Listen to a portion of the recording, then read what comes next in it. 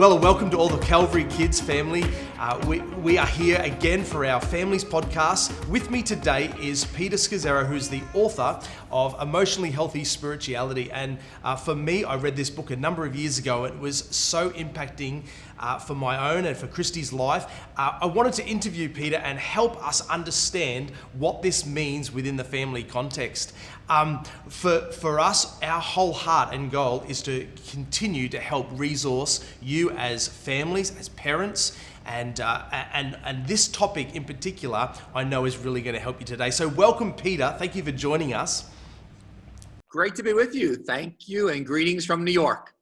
Well, Peter, if we can start, really, can you tell us a little bit about yourself, your family first and foremost, where you're based and your church and ministry, and then we'll start to unpack a little bit more about this emotionally healthy spirituality topic. Yeah. So I came to Christ in the university and actually in a Pentecostal church. And make a long story short, over the years and eventually with the seminary, and we planted a church in New York City, Queens, New York City.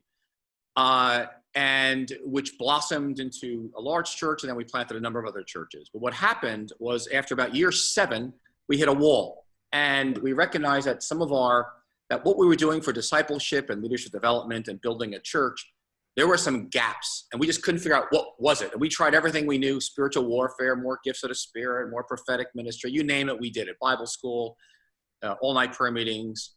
But we weren't getting at it. And so we hit this wall on a church basis, because we were bridging actually racial and cultural and gender barriers and economic barriers.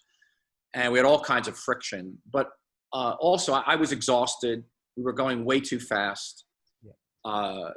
One of our congregations that we planted had a split, and it was very ugly, and saw all the ugly side of church. And then again, we had lots of gifting and anointing and power, but lacking in some core character stuff. Right. And we saw that. And then thirdly, my marriage wasn't going well. And so we hit a wall. My wife was tired of the recycling the same old problems, going at breakneck speed. We had at that time 4 small girls. And so she quit the church. And she quit your church? She quit my church. Yeah. And she actually wrote a book called The Emotionally Healthy Woman. It's worth reading. But she quit. And she didn't quit the marriage, she quit the church. She said, I'm going to another church. Yeah. So very well differentiated. And so that got my attention. God finally had my full attention. Yeah. So I understand I've been wrestling with what's missing, and I've been doing some research, but it wasn't clicking internally. We went away for a week. God met us, and in this crucible of pain. And that's when we realized that you can't be spiritually mature and be emotionally immature. Wow. And the two were inseparable: emotional and spiritual maturity. And really, 1 Corinthians 13, if you're not a loving person, approachable, gentle, non-judgmental, humble, it doesn't matter how much Bible you know, how gifted you are, how anointed you are, how big your church is, you're immature. As Paul says, it's worth nothing. And so that's when we launched this journey that we launched on a personal level in our marriage. We met God so powerfully in 96 with the integration of what we call emotional health to spirituality, that it launched us on a journey that we've been on now for 25 years. And it's been on before 25 years. It's been unbelievable. It continues to unfold. But that's how we got into it. I didn't go into it like looking for it. God came to us basically. Yeah. And it changed. Our mission stayed the same, but it changed absolutely everything on how we do life and ministry. If we're talking to parents, in which we are right now, talking to parents, can you explain the biggest gift to our children? It's about being a godly version of ourselves. Can you explain that concept? So listen, it's a very simple principle. You cannot give what you do not possess. You only give what you do possess. Who you are is way more important than what you say or what you do. Yeah. And so as a parent, the most critical issue of parenting your kids is you. Yes. I mean, it's your person, because it doesn't matter what you say. They're in a system of your family. It's all they know for the first 17, 18 years of their life. And they're absorbing all the unspoken messages. Yeah. And so therefore, the issue of your development into a mature person is the critical issue for your children. Yeah. So let's say, for example, if you're married and if you avoid conflict, or you're sarcastic, you're yelling, whatever, however you resolve conflict, that's what your kids are going to learn. That's how they're going to do it. You can tell them what the Bible says. It doesn't matter. Yeah. Under stress, they're going to go back to what they learned from you. So that's the biggest gift. Emotionally spirituality, the biggest gift is it gives you a mechanism to work on yourself and learn some new skills. Yes. So that you don't pass on the sins of the fathers to the third and the fourth generation, which is inevitable if you're unaware. Totally. And I think that's the point if you're unaware. I remember for me, I laugh often, and when we're looking at parenting courses or talking to parents, I explain that the patterns of behavior are passed on. And in the same way, there's nothing worse than when I'm saying one of my bad dad jokes that my dad used to say that I never laughed at back then. And I remember that moment when I'm saying a bad dad joke and my kid's shaking his head at me like this, but it was in front of my dad and he's looking at me like he thought it was brilliant. And I'm stuck in the middle just thinking, I've become him and my son's. And I think that picture is in humor, but it can be passed on to the bad habits also. And I just think that what you're saying there is so incredibly important for us. How do we then, as parents and adults, how then do we transform our inner life? Or why is the inner life such an important parenting tool, I guess? Yeah, well, let's put it this way. Let me give you a little theology to frame it. It's helpful. So you come from a family of origin, and you learned in that family of origin how to do life growing up. How do you do anger? What's success? How do I look at Aborigines in different cultures? How do I do conflict? How do I do sexuality? How do I do marriage? How do I do gender roles? I mean, you can name anything. How do I do recreation? Yes. And so and the list is endless, but you learned a way to do life. Now, when you come to Jesus, you're birthed into a new family called the family of Jesus. Right. And you're now have a new name, a new family, new brothers and sisters. And if you notice in the New Testament, Jesus says repeatedly, he who loves father or mother more than me is not worthy of me. Or anyone who does not hate their father or mother cannot be my disciple. Right. And obviously, he was fiercely loyal to his family. And ancient Judaism, Jews were loyal to their mothers and fathers. They honored their parents. But what Jesus was saying is that once you come to me as my disciple, your first loyalty is no longer to your family of origin or to your culture. Your loyalty is to me. And you're going to be my disciple and learn how to do life. So that means that as a parent, you're in your church, you're a follower of Jesus. The most important thing you can do is get serious about your discipleship, which is who you are on the inside. I'm not talking about just, serving the poor or, using your gifts in a service to pray for people or as an usher and parking a car. It's all good. But I'm talking about some deep transformation, not shallow transformation, not a veneer of Christianity on the outside. Because kids, more than anybody else, they smell hypocrisy. They smell anything that is not consistent. We say integrity. Yes. Who you are on the outside is the same as who you are on the inside. So parents can't run from their kids because their kids see everything. And so therefore I would say the answer is your inner life is the most important parenting issues. And then the question is, how do I get at my inner life? What are some things I do? We can talk about that. You can lead me how you want to go in it. But I think that is the most loving thing you can do for your kids is let Jesus work on you. And if you're married, have a great marriage. Yeah.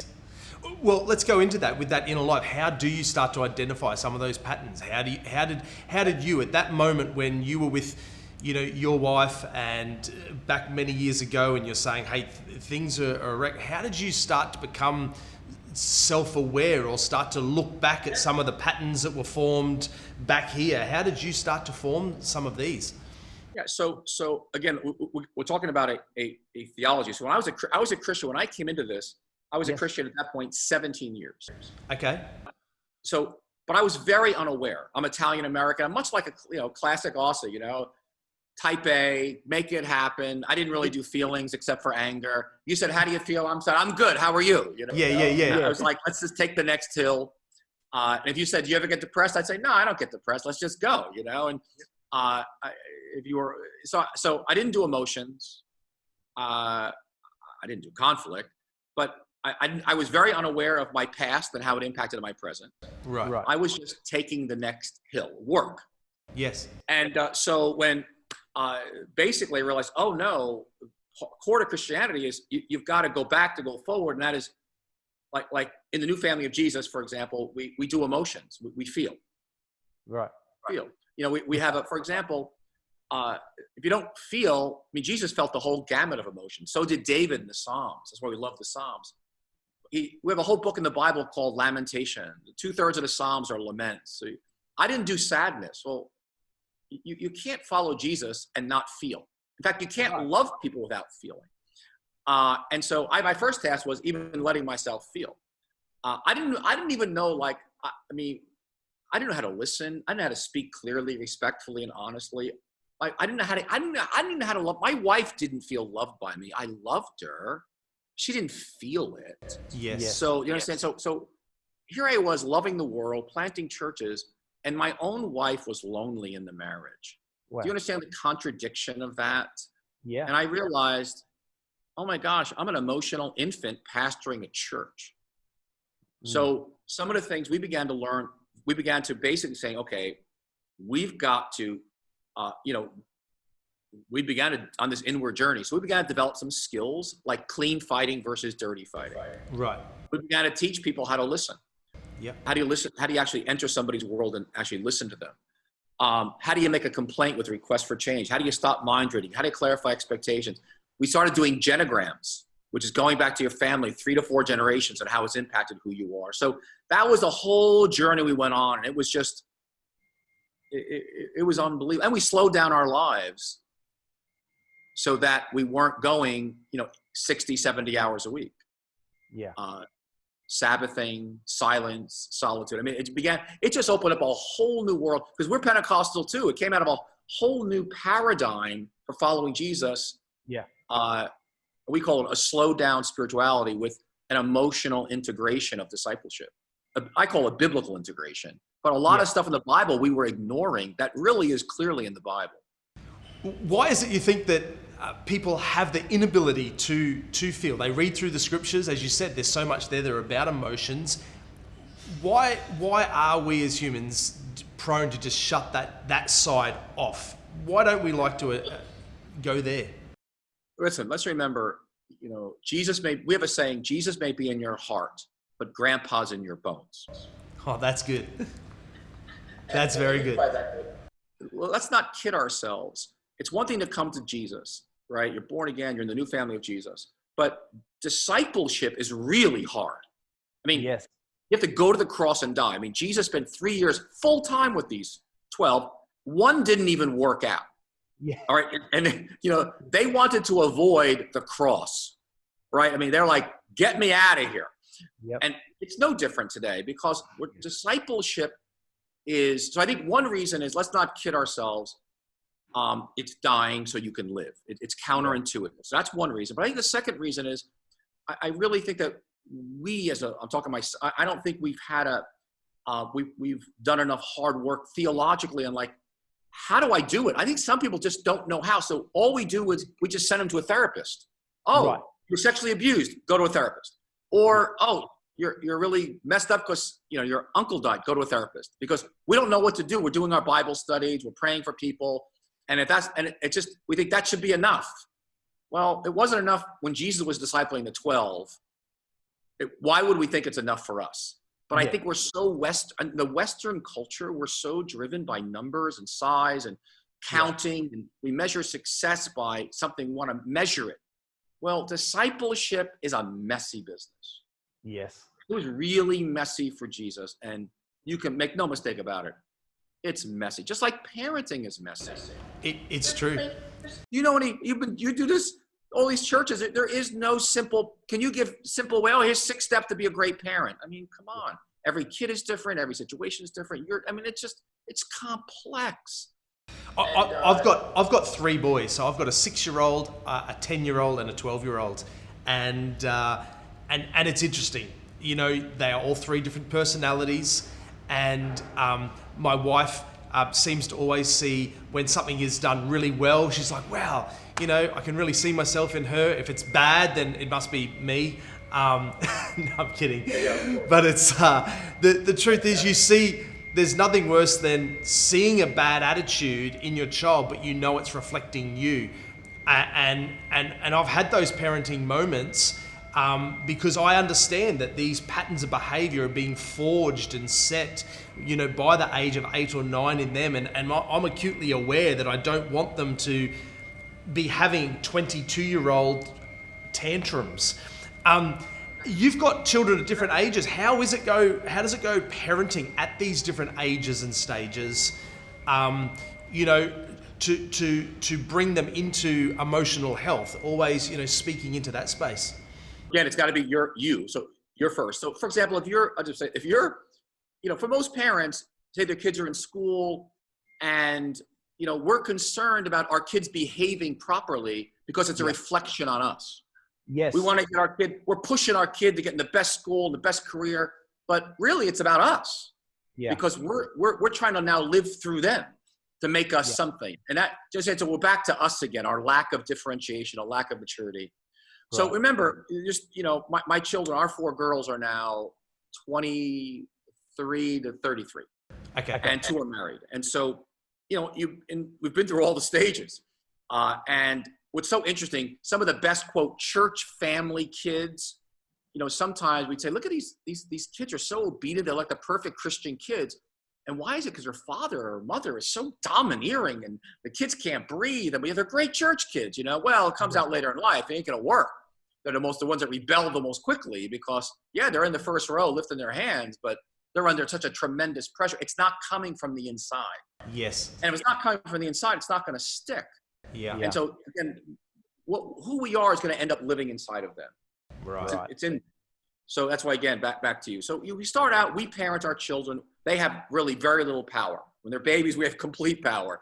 And slowly over time, 4, 5, 6, 7, we're losing power. They're in school. They've got friends. By teenage years, by 11, 12, 13, even though they're still dependent on us, we've lost a lot of power.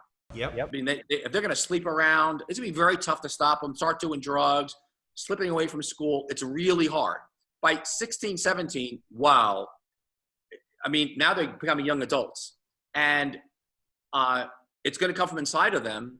Yes. Consequences aren't going to work anymore. So, and you move into a place where, okay, you're parenting them, but when they become young adults, maybe college, post-college, you become peers.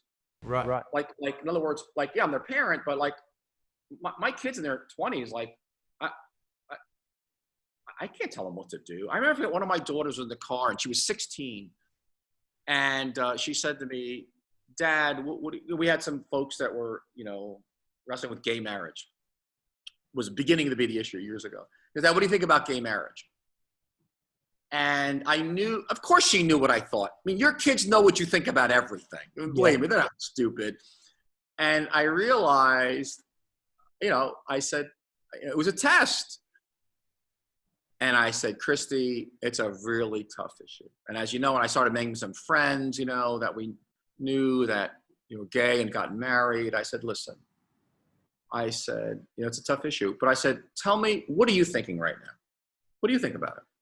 And then she went off, and she said to me a few years later, she goes, that was the best conversation because you never told me what I should think. And that's the last thing I wanted to hear at 16. Right. And so I don't give my kids advice as adults unless they ask me. Yes. And so we just had 8 of us.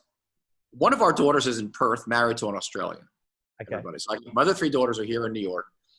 And we have a place outside the city in New Jersey near my mother-in-law. So when COVID-19 hit, everybody had to move out of the city because they're all living in high apartments, very congested.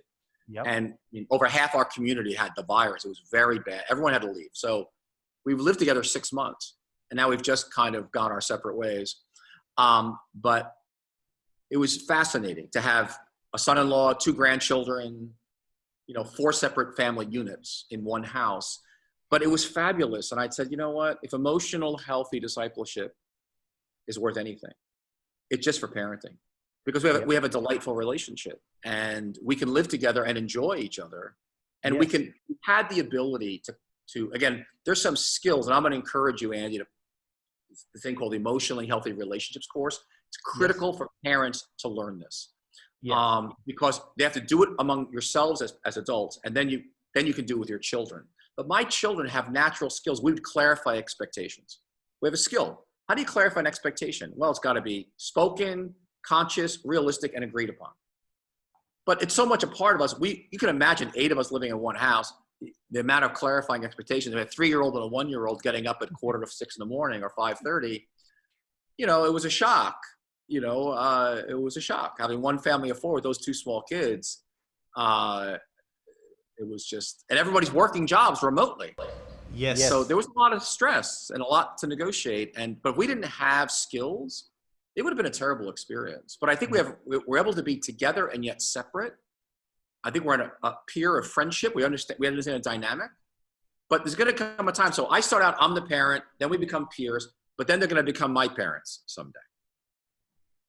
I mean, they're going to take care of me, my 80s and 90s, take the car keys away from me because I shouldn't be driving anymore, running the finances. And so if you don't go through the developmental tasks yourself, what happens, you've got people who are in their 70s, parents still treating their 45-year-old like they're 12.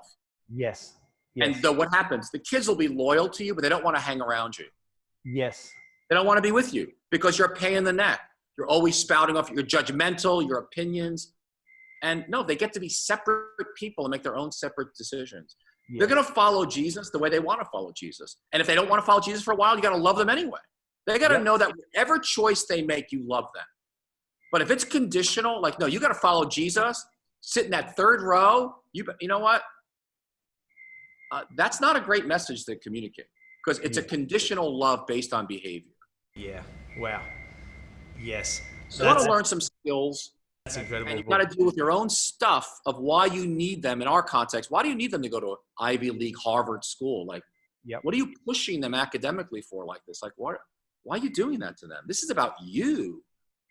And our churches, but we must have, we have 300 to 400 Chinese. I mean, just, and Chinese culture, whether it's from Taiwan, Hong Kong, or mainland China, very driven by academics. Yes. That can become its own God. Yes. Just like money can become a God. And so parents, even though they're Christians, can push these agendas on their kids. And they push their kids away.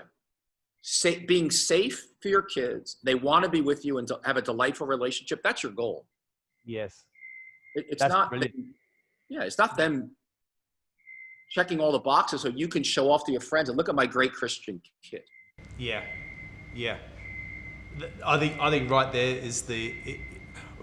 there really is the success, as you said, is out the other end, that your children want to spend time with you as adults, and you've got meaningful relationship and what's that work for the rest of your life? Yeah. And see, our kids were around for the emotionally healthy spirituality or discipleship, it has to be worked out in your marriage first. Yes. You got to live it. So you got to master these skills in your marriage so you can give it to your kids. But if you can't live it, how can you give it? Don't even try to give it to your kids because they could smell the hypocrisy in that. Right. They smell it and they laugh under their breath. And depending on how young they are, they'll obey you because they have to. But yes, it's not coming from you want it to come from the inside. Yeah. And that's a life on life. That is brilliant. I think for the families that are watching or listening to this on the podcast, I just think there's some great take-homes from there. As we close, can you just tell us one more time what's the name of the course that you highly recommend to all of the families and where they would find that? So I would go to emotionallyhealthy.org. It's our website. Yeah. And there's a course called the Emotionally Healthy Discipleship course. Yes. It's a course. So in our church, everyone, and it's being used by about 800 churches around North America and around the world. But you've got to get trained to do it. So the training is free online, and I know it's sold in Australia. But the goal of the course is to apply the theology in your life. Yes. And so there's 2 parts. There's a spirituality and a relationships course. I'm going to invite Andy to come and get some training from us to the relationships course. And you can download some samples and look at it, but it's brilliant. It's easy to understand, but it's hard to do. All right. And of course, to change the way you relate under stress is the most difficult. And if you have children, you're under stress. Yes. So it's not head learning we're talking about. We're talking about life learning. When your kid says something that just triggers you and sends you to the roof, and you've got the maturity to not get triggered. Again, you're aware of your family of origin stuff. You might say, oh, so Joey, you think I'm a jerk? All right, Joey, first of all, I appreciate you wouldn't talk to me like that, but what is it that I am doing that causes you to feel that way about me? Tell me about it. And you're actually like, listen, like that's a mature person. Yeah. Where they feel safe enough, they can say anything to you. I mean, I want my kids in their struggle to come to me. Not some stranger. Yeah. Yeah. But, so that's your work. So emotionallyhealthy.org, look for the Emotionally Healthy Discipleship course, and in particular, underneath that, the relationships course. And I would look around. There's a bunch of free stuff. Check out the free stuff. And I think you'll find it very helpful. And again, for me, I just highly recommend to everyone that is listening and watching Emotionally Healthy Spirituality book. You can get that on Kindle. You can buy that from a number of the bookstores here in Australia. I know that Coorong stocked that. Please check that out. A book for both Christy and I that really transformed the way that we think and the way that we were ministering in church life and leading and working, and it has helped our family. So Peter, thank you once more for joining us with our families this month. It's just been an absolute pleasure to talk to you. Thank you, Andy, and thank you everybody for listening. It's been great to be with you. Blessings.